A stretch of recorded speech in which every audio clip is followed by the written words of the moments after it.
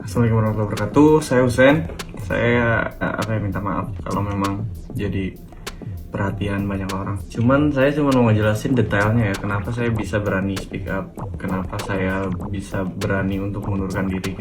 Awalnya tuh waktu Latsar 2020, setelah kita menerima surat tugas dengan detail anggaran yang sudah dibiayakan oleh negara, tiba-tiba hamin seminggu kita disuruh bayar uang transport. Yang bikin jengkelnya tuh nggak ikut sama rombongan. Kalau saya kan naik motor dari Pangandaran ke Bandung. Ada juga kan orang yang nggak bisa ikut karena lagi hamil atau lagi sakit, itu juga disuruh bayar.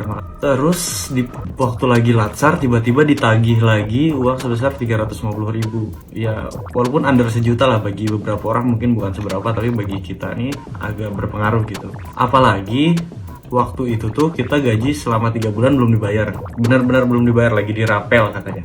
Ya udah gitu, cuma kan jadi berat banget gitu. Sampai yang nagih itu saya bilang saya nggak ada uang banget, saya kasih screenshot isi rekening saya, nggak ada.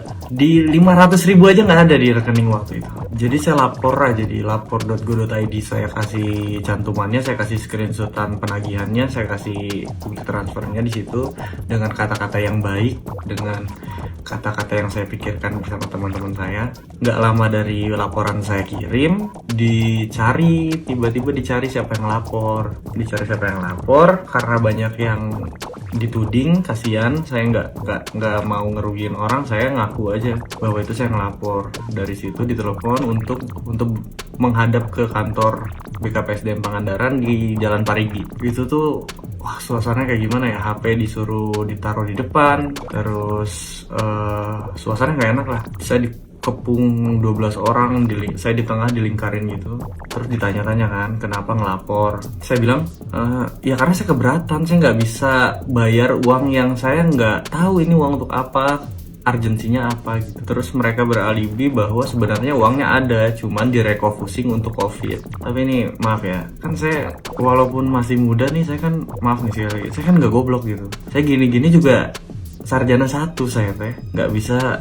Kalau uang negara tuh, kalau perpindahan dana tuh pasti ada suratnya. Saya mintalah surat perpindahan dananya mana Bu, biar saya laporin untuk nurunin laporan sebelumnya. Masuk akal. Mereka bilang beralasan lagi, katanya nah sebenarnya uang nggak ada, jadi karena kamu latsarnya waktu awal online tiba-tiba offline, jadi dananya belum disiapkan dari awal lah. Jadi berbeda sama argumen sebelumnya. Sampai bulan Maret 2022 itu tuh ada kasus lagi di instansi itu. Katanya ada CPNS yang ngambil uang kas, tapi kok proses persidangannya nggak kayak saya gitu. Saya di sidang kayak saya tuh koruptor gitu, kayak saya tuh pembunuh gitu. Segitunya lah pokoknya, saya nggak bisa nerangin secara detail ya. Tapi kok yang jelas-jelas ngambil uang kas ini nggak ada sidang kayak saya, nggak ada rame-rame kayak saya. Saya tuh dulu ya, waktu saya ngelaporin, saya tuh dibilang di grup kabupaten itu, kalau Husen nggak nurun laporan, SK 1 kabupaten nggak akan turun.